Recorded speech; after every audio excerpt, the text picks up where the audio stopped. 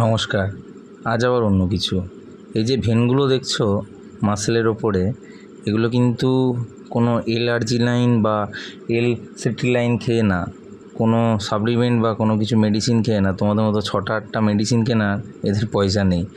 তো ন্যাচারালি জিমে ওয়ার্কআউট করে এরকম হয়েছে। যদি তুমিও চাও একবার জিমে এসে ভিজিট করে যাও। কথা দিচ্ছি 1 মাস হলেও, 1 মাস প্র্যাকটিস করলে তোমার হাতে অন্তত 8টা থেকে 10টা ভেন বের করে দেবো।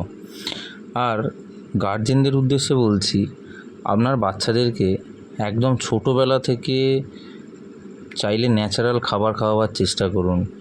এই নানান ধরনের বেবি ফুড, সেগুলো থেকে যত অ্যাভয়েড করবেন তত আপনার বাচ্চারা হেলদি থাকবে। বিশ্বাস না হলে একবার ইটভাটা বা প্রত্যন্ত গ্রামগুলোয় দেখে আসুন, তারা কিন্তু কেউ বেবি ফুড খায় না। আমি কথা দিচ্ছি ওরা আপনার বাচ্চাদের থেকে অনেকাংশে হেলদি। তারা যে পরিমাণ পরিশ্রম করতে পারে বা তাদের যে সময় যে পরিমাণ বুদ্ধি, মেধা বা স্মৃতিশক্তি আছে, আপনার বাচ্চাদের অনেক কম আছে।